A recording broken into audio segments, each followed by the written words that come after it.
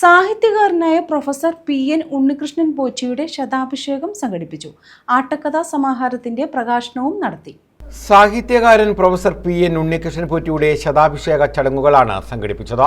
ചരിത്ര പണ്ഡിതൻ doctor MG. Shashibhushan ശതാഭിഷേകം ഉദ്ഘാടനം ചെയ്തു. എൻ്റെ വല്യച്ഛനെ കുറിച്ച് എത്ര കൃത്യമായാണ് പോറ്റി സാർ മനസ്സിലാക്കിയിരിക്കുന്നത്. അദ്ദേഹത്തിന് കഥകളിയോടുള്ള സ്നേഹം, മമത, അതെല്ലാം സംഗീതത്തിനോടുള്ള, പാരമ്പര്യ സംഗീതത്തോടുള്ള, ആലാപന സമ്പ്രദായങ്ങളോടുള്ള, പഴയ തലമുറയിലെ കഥകളി ഭാഗവതന്മാരുടെ ഒരു തുടർച്ചയായ ഈ വ്യക്തിയുടെ പ്രത്യേകതകൾ, അതെല്ലാം പോറ്റി സാർ എത്ര മനോഹരമായി കൃതകൃത്യതയോടുകൂടിയാണ് മനസ്സിലാക്കിയത് എന്ന് എനിക്ക് അത്ഭുതം തോന്നി.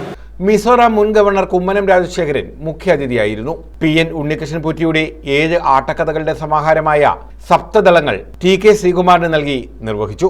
ഭീഷ്മയുടെ പ്രകാശനം പ്രൊഫസർ തുമ്പമൻ രവിക്ക് നൽകി ഡോക്ടർ പൂജപ്പുര കൃഷ്ണൻ നായർ നിർവഹിച്ചു. കെ.വി. രാമാനുജൻ തമ്പി അധ്യക്ഷത വഹിച്ചു.